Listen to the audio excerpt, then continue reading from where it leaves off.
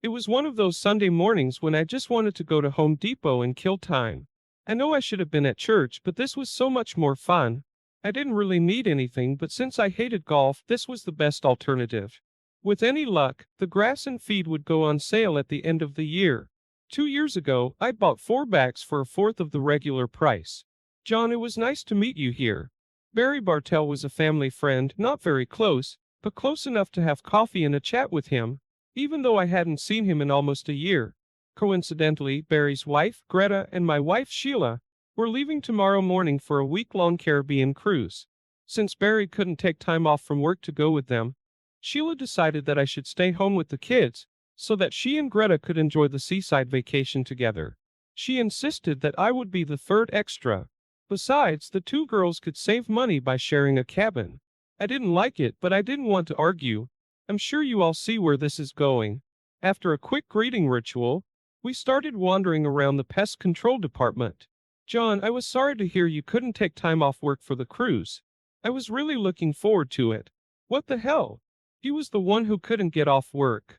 What was he looking forward to? Shit, Barry, I've already taken a week's vacation. I'll paint the kitchen while the girls are out. Sheila told me you can't take time off from work. I work for my dad, John. I can leave any time I want. I was getting ready when Greta told me you couldn't make it. Barry and I stood looking at each other in silence. The silence was broken by an old fart driving one of those motorized carts. Are you guys going to stand here all day? I pushed my cart aside and looked at Barry. Do you want to go get some coffee? Sure. We spent the next 2 hours at Mickey D's. It wasn't at all difficult for us to guess that our wives had conspired to go on a 7-day Caribbean cruise without us. The big question was, why did they do it? We both avoided the obvious until we couldn't stand it anymore. It was like the proverbial elephant in the room. Finally, I broke the barrier. So, Barry, are they taking 2 guys with them, or are they planning on hooking up with a couple strangers? He didn't want to answer. I guess he didn't even want to think about possible answers. John, do you want a Dane? He wasn't trying to avoid answering, but I got the feeling he was just trying to delay it. I nodded affirmatively and picked up my empty coffee cup as well.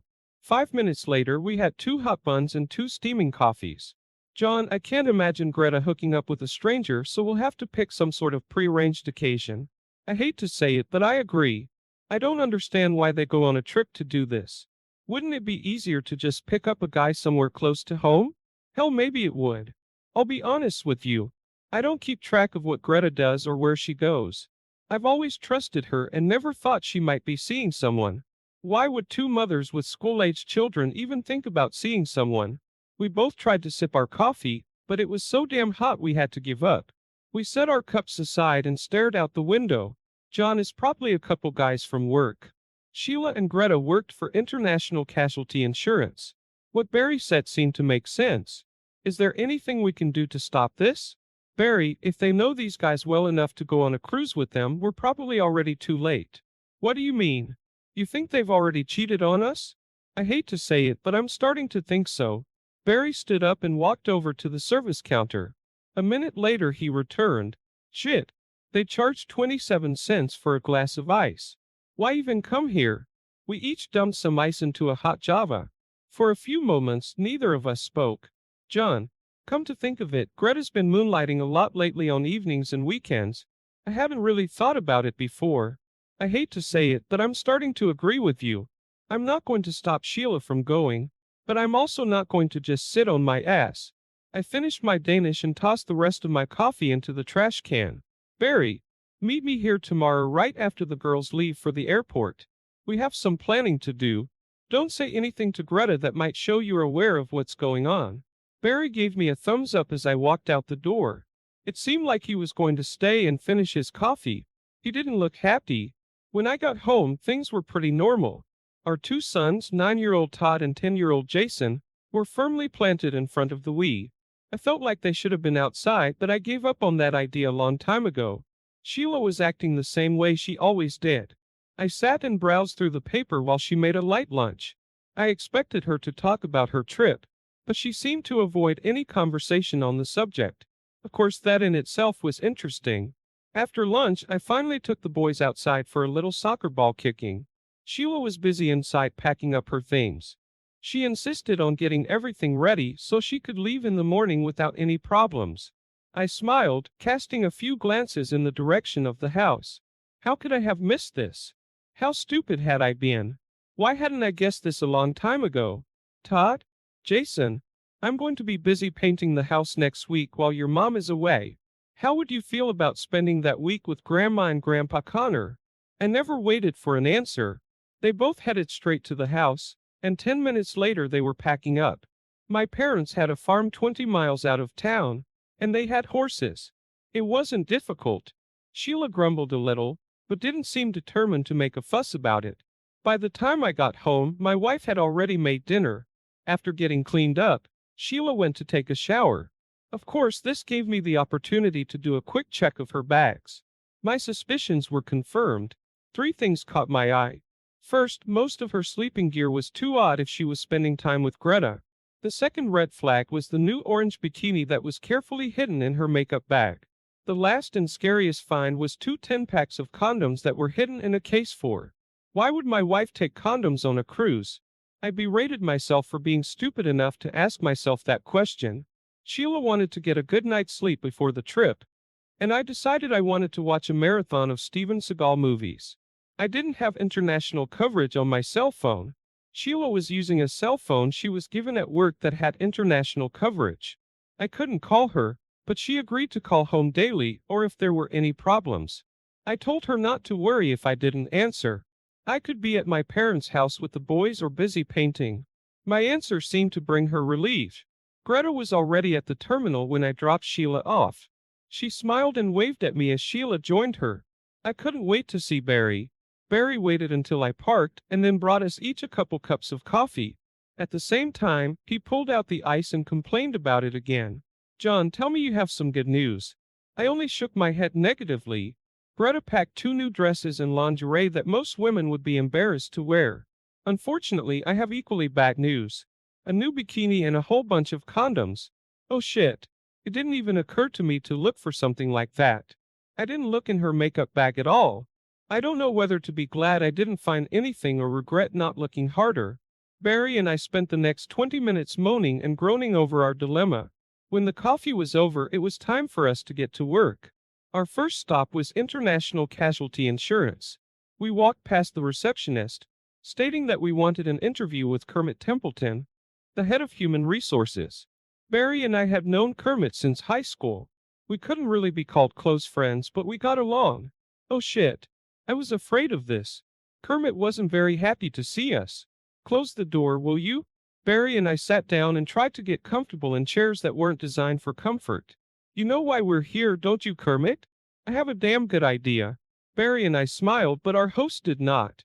We were hoping you could tell us how many people in the company have been on vacation this week. Is that a question? Our smiles turned into frowning faces, and Kermit quickly changed his attitude. He tapped a few keys on his computer and answered with a sigh. Including Sheila and Greta, 14 people are going on vacation. Could you print out a list for us? No, but I think I can give you what you want. Kermit pressed a few more keys on the computer, and the printer next to his desk buzzed. He handed us 2 sheets of paper and waited for a response. They were pages of information about Clayton Mankey and Calvin Bostic. Barry and I looked through them quickly and then turned to Kermit. These 2 gentlemen are on the same cruise ship as Greta and Sheila. There's no point in giving you the rest of the list. That's what you wanted to know. Just curious, do you know who's with who?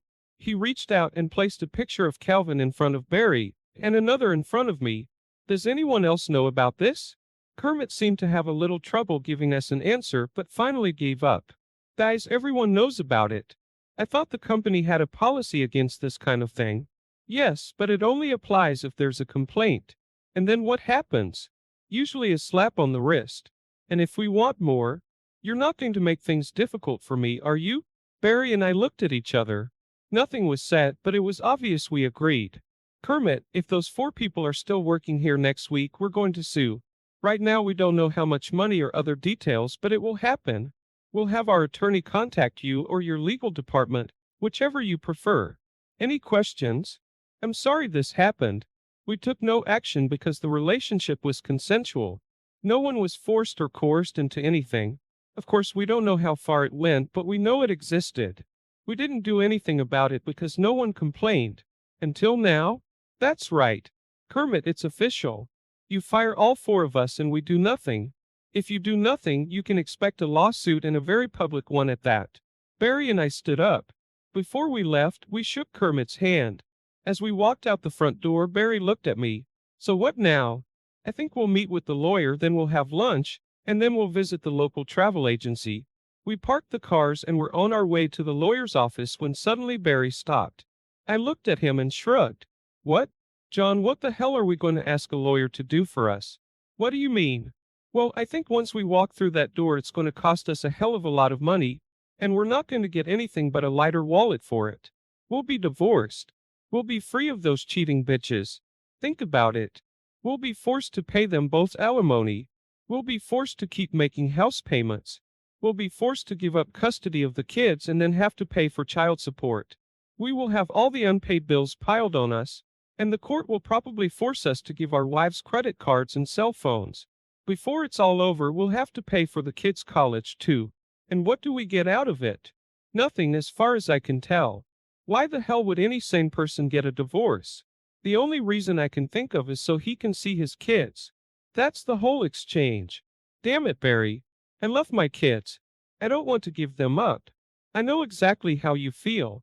I'll die if I can't see my girls again, but I don't want to bleed to death just because my wife cheated on me. After what happened, the only fair thing to do would be to give the kids to us and make them pay. That's never going to happen, is it? I feel like I'm being blackmailed. We both stood silently in the middle of the parking lot. John, who the hell makes these damn laws? It's so damn unfair. We turned and walked back to the cars. Barry, I have to admit that Sheila is a good mother. If I had kids, I wouldn't do as well as she does. Yeah, I know. It's the same with Greta. She's a good mother and the girls love her. I hate to say it, but she'd be a better parent than me, even though she's a cheating whore. We were both silent, leaning against the hood of my car. I was kicking the fine gravel under my feet, and Barry was playing with the zipper of his jacket. John, you want to go get some ribs? We split a full portion and drank 3 beers each. To kill time, we switched to coffee and ate banana pudding each. We sobered up enough to drive and headed for the Good Times travel agency. Nancy Rayburn was an old family friend who soon became a former family friend. Everyone in our circle of friends and family utilized Nancy's services to plan and schedule their trips. Loyalty is the only thing that has kept her from going broke in the last few years. The internet has eliminated almost all of her competition. As we walked in the door, you could read on her lips, "Oh shit." She didn't need to say it out loud. Barry and I sat down and smiled as we looked at the instrument of our destruction. The other 2 agents sitting next to Nancy got up and left for lunch. One of them had a brown bag on his desk. It was obvious that everyone in the office knew what was going on and was trying to distance themselves. We waited without saying anything. Nancy smiled and tried unsuccessfully to get comfortable in her chair. Finally, she couldn't hold back any longer. "What can I do for you guys today?" Barry and I looked at each other and giggled loud enough for her to hear. I leaned forward and said softly, "You have 5 minutes to tell us everything or we'll make such a fuss that the police will have to close your office as a crime scene. Come on, guys. Give me a break. I'm not going to tell you any more than your wives told you. You're not going to do anything stupid, are you?" Barry stood up and turned toward the office entrance. There were 2 other agents there and one couple planning a trip. "Listen up, people. I'd suggest you leave the office for a few minutes because we're going to be moving all the furniture." John. Barry. Hold on. Hold on. Okay. What the hell do you want? Wait. Just don't get me or the office in trouble. I don't need the publicity. Good Times Travel Agency was a franchise. Nancy had gotten into trouble over the past year. She didn't want more to be known about it. Barry motioned for everyone to relax and sit back in their seats. Nancy. Who else is going with Sheila and Greta? John. There are over 1,000 passengers on the ship. You know what I mean, Nancy. Barry. Who else from International Casualty is on this ship? I can't tell you that. Nancy. What rooms are Sheila and Greta staying in? They're booked on the sunset deck in room 113. That's not what I asked, is it? Damn it, John. What are you trying to do? What do you want from me? What rooms are Calvin Bostic and Clayton Mankey booked into? She hesitated a little, which matched well with the concerned expression on her face. She seemed to stammer slightly before I slammed my fist on the desk. Nancy jumped back in surprise, as did the other two travel agents sitting up front. The two clients silently got up and walked away. Damn it, Nancy. What room are those two in? Answer me now and stop playing games. I swear I'll tear this place apart if I have to. Bostic and Mankey are in Sunset Deck. Room 115. She uttered the answer barely audible. Barry leaned across the table and looked Nancy in the eye. Nancy, Calvin is sharing a room with my wife Greta? She trembled and tried to push her chair away from the table. Answer me, damn it. Greta and Calvin share a room? This time his fist slammed on the tabletop. Yes. They're both in 113 and Sheila and Clayton are in 115. I'm not the one who ordered it, they are. I just did what they asked me to do. It's not my fault. Nancy stopped halfway through her sentence. She realized she had already said too much. Give us a copy of the itinerary and everything you have about the cruise. Nancy quickly pressed a few keys on the computer and took two folders from the filing cabinet behind her. She slid everything across the desk to us. I think she might have cried, but I wasn't sure. As we got up to leave, I turned to her. Do not contact anyone on this ship or anywhere else to let them know we were here or that we had this conversation. If you do, I assure you, you will be out of business before the end of the month. We walked out of the building and Barry looked at me. How the hell are we going to do this? I have no idea. It just seemed like a good idea at the time. Barry decided that he would leave his two daughters, Grace and Marie, with his sister Beth. She too had two teenage girls. He was going to come over to the house after everything was settled.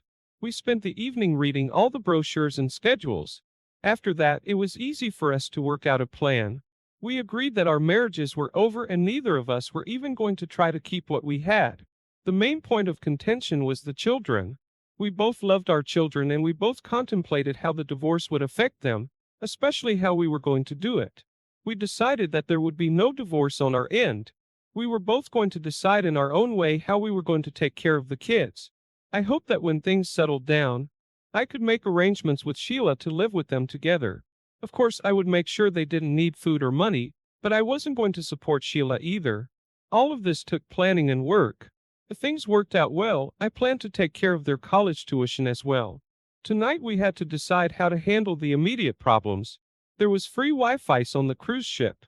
Barry was going to take his laptop and download into it all the addresses, phone numbers, and email addresses of all our friends, relatives, and coworkers. Cell phones would still be a problem, but we didn't want to bother with that. The cruise ship was scheduled to dock in Montego Bay on Wednesday morning. We found a cheap sightseeing flight that would get us in at 7 a.m. that morning. Booking a room for part of the cruise was much easier than we thought. It took less than an hour to schedule a flight to Jamaica and book a room for the return cruise. Sheila called and left a message that they had no problem getting settled into their cabin and were already out to sea. She asked me to tell Barry that Greta was also on board. The evening was still just beginning and we were almost ready to go. We were going to spend most of the next day sorting out our financial and personal affairs. Bank accounts, bills, credit cards, and personal belongings. I was going to take all my stuff to my parents' house for safekeeping. Barry's brother would look after his stuff. I had a good friend from work who let us park our cars at his place and give us a ride to the airport. I hated having to leave at midnight, but it was necessary. It was only a short cab ride from the airport to the cruise ship parking lot. We watched from a market stall as the Diamond Sunset parked. All we had were 2 carry-on bags and Barry's laptop. We weren't going to dress up, so we had the bare minimum of clothing. 10 minutes later, people started getting off the ship. Some went straight to the center of town, but most headed for the tour buses that waited in a neat row. Everything was well choreographed, as if it had all been done hundreds of times before. Sheila and Greta walked down the walkway with wide smiles on their faces. The 2 guys behind them looked just as happy. When they started holding hands, we could tell which one was Clayton and which one was Calvin. They were good-looking guys, maybe a few years younger than Barry and me, but definitely not Macho Hans. We watched them from our little stools until they all boarded the bus that was to go to Dunn's River Falls. Barry waved at the guy who was taking tickets. He said something to the driver and then came over to us. Jamaicans love to haggle. Took us 5 minutes to convince him to help us. 5 minutes and $200 to be exact. We had no trouble pointing out Sheila and Greta to our new friend, and he happily agreed to take as many pictures as possible of the two couples at the falls. When we said we would like to get as racy pictures as possible, he smiled and gave us a thumbs up. The bus was due back at 3 o'clock. We promised to wait with the money. He smiled again and carefully explained that it was a nice camera. Then he winked. We realized that he needed $200 more than a $40 camera. When the buses left, we went aboard to get settled in our room. For another $100, the obliging clerk signed us in as Bob Jones and James Moore. If all went well, we would be incognito for the rest of the cruise. We had a quick bite of sandwiches and then spent the rest of the day familiarizing ourselves with the layout of the ships. Within a couple hours we knew all the stairs, elevators, and passages. We were going to avoid the dining room and showroom so the wives wouldn't accidentally notice us. Barry set up his laptop and ran some tests. There were no problems with internet access or email. We discussed a plan to break into our wives' rooms, but decided against it. We were comfortably seated in the same booths as before when the buses started to return. The bus to Dunn's River Falls arrived right on schedule. Barry and I were enjoying a couple red labels when Sheila, Greta, and their escorts walked past us. The straw hats we were wearing probably helped conceal us a bit. Our ticket taker approached us, smiling from ear to ear. There was a lot of gold in that smile.